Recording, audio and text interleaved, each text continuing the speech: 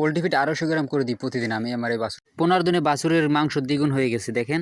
হাড্ডিসার গরু আর বাছুর গরুর খাবার পরিমাণ কিন্তু এক না। হাড্ডিসার গরুর এক নিয়মে খাওয়াতে হবে, বাছুর গরুকে এক নিয়মে খাওয়াতে হবে। বাছুর গরুটাকে শুকনো খাওয়াইলাম এবং আমি এই গাভী গরুটাকে যেমন হাড্ডিসার গরুটাকে এরকমের পানির সাথে মিশিয়ে কেন খাওয়াইলাম। আসসালামু আলাইকুম, আশা করি সবাই ভালো আছেন। তো আজকের আলোচনা করব যে পোল্ট্রি ফিট নিয়ে, যে পোল্ট্রি ফিট কীভাবে আপনার গরুকে খাওয়াবো। অনেকে বলে পোল্ট্রি ফিট খাওয়ানো অনেক ক্ষতিকর, আসলে কোনো ক্ষতি করে না পোল্ট্রি ফিট খাওয়ানো, আর যেভাবে খাওয়াতে হয় ওভাবেই খাওয়াতে হবে, তাহলে কোনো ক্ষতি হবে না। আজকের কিভাবে গরুকে খাওয়াবেন, বাছুর গরুকে কী পরিমাণে খাওয়াবেন, বা শুকনো হাড্ডিসার গরুকে কী পরিমাণে খাওয়াবেন, বা এছাড়া স্বাস্থ্যবান যে গরুগুলো রয়েছে এসব গরুকে কি খাওয়ানো যাবে, সকল বিষয়ে আজকে আলোচনা করবো। আশা করি পুরো ভিডিওটা দেখবেন এবং সাথেই থাকবেন। তো প্রথমে শুরু করি শুকনো বাছুর গরু দিয়ে। যেমন মনে করেন আমি আমার এই যে বাছুরটা, আমি এই বাছুরটা কিনে আনছি প্রায় আজ থেকে 15 দিন আগে। তো যখন আনছিলাম একেবারেই শুকনো ছিল। আপনারা আমার আগে ভিডিওতে দেখছেন অবশ্যই বাছুরটা কতটা শুকনো ছিল। এর পিছনে কোনো মাংসই ছিল না, বা এর যে খেঁচার হাড্ডিগুলো ছিল এগুলো একেবারেই দেখা যেত এবং গোনা যেত। তো আমার আনার পরে অনেক মানুষ অনেক কথা বলছে যে বাছুরটা একেবারে শুকনো, এটা এখনো বাছুর। কিন্তু এখন দেখেন 15 দিনের মধ্যে আলহামদুলিল্লাহ অনেক পরিবর্তন আসছে, এবং আরও সামনে আরও পরিবর্তন আসবে অবশ্যই। তো আমি ওকে আনার পরে 15 দিন যেভাবে খাবার দিছি বা কীভাবে ওর পরিবর্তন আসছে এবং আরও ভালো পরিবর্তন আসবে অবশ্যই আপনাদের এখন বলবো।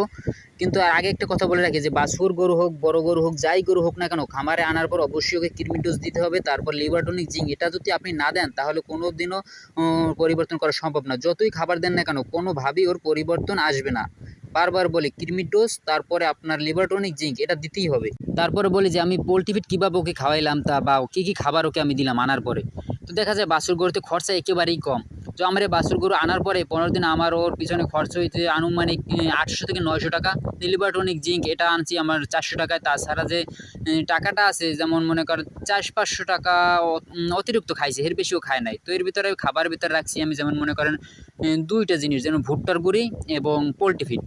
তো একেবারে যখন শুকনো আছে, ওকে দুর্বল ছিল, তখন ওকে আমি এই লিভার টনিক, জিঙ্ক দেওয়ার পরে পোল্ট্রি ফিড দিলাম।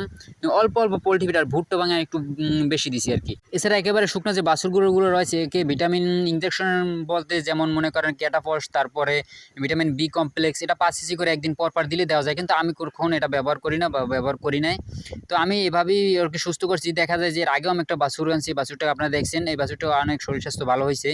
তো পোল্ট্রি ফিডটা আমি প্রথম থেকেই খাওয়াই যখন একেবারে ও শুকনো থাকে, যখন এখন স্বাস্থ্যটা একটু ভালো হয়ে যায়, এখন 15 দিনের মতন হয়েছে, 20 দিন বা 25 দিন ওর বয়স হবে, তখন পোল্ট্রি ফিডটা কমিয়ে দেখুন অন্যান্য খাবার দেবো, যেমন খোল, তারপরে ভুসি, তারপরে ভুট্টার গুঁড়ি, এগুলো দেবো। কিন্তু পোল্ট্রি ফিডের পরিমাণ কমিয়ে দেবো। প্রথমে ওর শরীরটা একটু ভালো করতে হলে অবশ্যই পোল্ট্রি ফিড কিছু কিছু দিতে হবে, না হলে ওর শরীর ভালো হবে না। ভালো হওয়ার পর তারপর অন্যান্য খাবার দেন, পোল্ট্রি ফিডের পরিমাণটা কমাই দিতে হবে। কিন্তু প্রথম যখন শুকনো থাকে তখন পোল্ট্রি ফিডটা দিতে হয়, আমি দিই। আর কেউ কী বলে আমি জানি না, কিন্তু আমার এটা হয়, আমি দিই। তারপরে ওর শরীরটা ভালো হওয়ার পরে অন্যান্য খাবার দিই, পোল্ট্রি ফিডের পরিমাণ একেবারে কমিয়ে দিই, আর শরীরটা ফিটনেসটা ঠিক রাখার জন্য দিই সাধারণ। কিন্তু প্রথমে ওর মাংস লাগানোর জন্য আমি, বা শরীরটা একটু ভালো করার জন্য পোল্ট্রি ফিড ব্যবহার করি। যেমন মনে করেন আমার এই বাছুরটাকে আনার পর থেকে আমি অল্প অল্প করে দিচ্ছি, এখন 250 গ্রাম করে দিই। আমি 20 থেকে 25 দিন পর্যন্ত ওকে দিমু, তারপরে মনে করেন 1 মুঠ করে দেবো অন্যান্য খাবার সাথে। যেমন 6 মাস বা 7 মাসের নিচে যে বাছুর গরুগুলো রয়েছে, গরুগুলোকে এগুলো খাওয়ানো যাবে না। তাছাড়া শরীর স্বাস্থ্য ভালো এমন গরুকে এগুলো খাওয়ানো আমি মনে করি ঠিক না। একেবারে শুকনো যখন দুর্বল থাকে তখন কিছু পরিমাণে খাওয়াই ওর শরীরটা ঠিক করার জন্য এটা ব্যবহার করা যায়, তারপর অন্যান্য খাবার দিতে হবে। তো এর আগে দেখছেন বাছুর গরুটাকে আমি শুকনো খাওয়াইছি, শুকনো খাওয়ানোই ভালো, কিন্তু বাছুর গরুটা খাইতে চায় না, ওর অভ্যাস নাই, এজন্য আমি ওকে শুকনো খাওয়াইছি, পানি দিয়েও খাইতে চায় না। তো আমি এখন এটা খাওয়াবো। আমার একটা হাড্ডিসার গরু আছে, ওই হাড্ডিসার গরুকে যেমন মনে করেন 250 গ্রাম, বেশি দিন আমি 250 গ্রাম নিছি পোল্ট্রি ফিড, আর ভুট্টা বানিয়ে নিছি 250 গ্রাম, তার লবণ নিছি, আর আমি পানি নিছি আমার এই হাড্ডিসার গরুটাকে এখন খাওয়াবো। তো এই হাড্ডিসার গরুটা আমি কোরবানির জন্য রেডি করতে আসছি।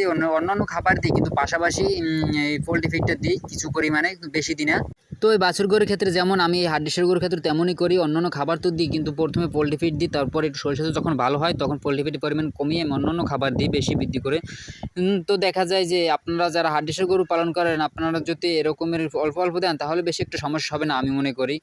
এর আগে আমার একটা গরু অবশ্যই আপনারা দেখছেন যে ব্রাহ্মা একটি বাছুর হয়েছে, যে কালো একটা গরু, গরুটাকে আমি পোল্ট্রি ফিড খাওয়াইছি, খাওয়ানোর পরে ওটা থেকে বাছুরও আমি বের করছি, কোনো সমস্যা হয় নাই। এখন কার কী সমস্যা হয় কী হয় তা আমি বলতে পারি না, কিন্তু আমি অবশ্যই খাওয়াইছি। আমার এই গরুটা এখন ব্রাহ্মা একটা বাছুর দিছে, আপনারা অবশ্যই দেখছেন, এবং গরুটা অবশ্যই সুস্থ আছে। এর সমস্যা হওয়ার কথা না, এবং বেশি পরিমাণে খাওয়ানো যাবে না, মিডিয়াম খাওয়াতে হবে। দেখেন গরুটা খায় কিন্তু ভুট্টা ভাঙা আর পোল্ট্রি ফিড, এবারে আমি অল্প অল্প করে দিই, কিন্তু এটা যেহেতু গোস্তের জন্য এজন্য 250 গ্রাম করে দিই। কিন্তু এমনি যে গরু বাসায় পালার জন্য এগুলো একটু কমই দেন, সমস্যা নাই। কিন্তু